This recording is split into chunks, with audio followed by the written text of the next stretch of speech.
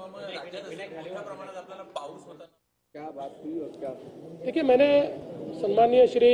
उद्धव ठाकरे जी और सम्मानीय श्री शरद पवार जी को फ़ोन किया था और मैंने उनसे निवेदन किया था कि महाराष्ट्र के राज्यपाल जो मुंबई के वोटर हैं उनको उपराष्ट्रपति पद का उम्मीदवार तैयार किया गया है या उनको बनाया गया है।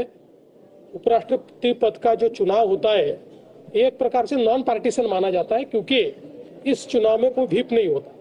इसलिए मैंने उनसे निवेदन किया कि चूंकि आप महाराष्ट्र की अस्मिता को मानने वाले लोग हैं, तो आपने भी महाराष्ट्र का एक वोटर ये देश का उपराष्ट्रपति बन रहा है, इसलिए आप उन्हें समर्थन दीजिए। इस प्रकार का मैंने उनसे निवेदन किया था। मुझे उद्धव जी ने कहा कि हम सबसे चर्चा करके फिर निर्णय करेंगे, और शरद पवार जी ने कहा कि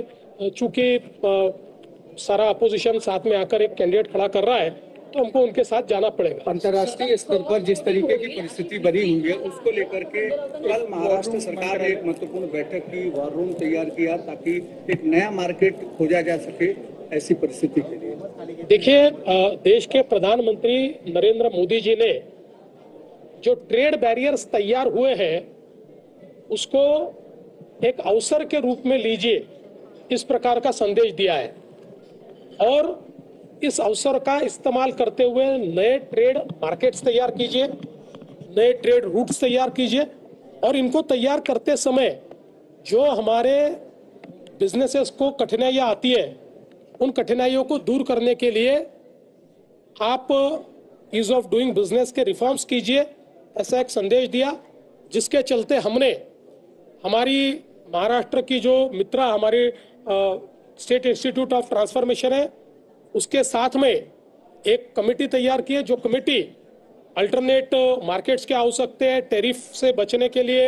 हम लोग ईज ऑफ डूइंग बिजनेस कैसा ला सकते हैं, इसके ऊपर काम करना शुरू किया है। और इसको फोकस रूप से करने के लिए मैंने वॉर रूम तैयार की है, जो हर महीने इन रिफॉर्म्स को ट्रैक करेगी, कितने रिफॉर्म्स हुए इसका विचार करेगी और उसको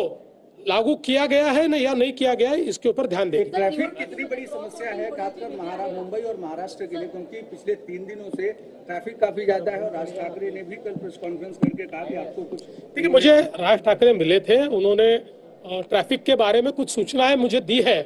और मैं स्वागत करता हूँ। कोई भी अगर अच्छी सूचनाएं देता है तो हम उसको लागू करने का प्रयास करेंगे।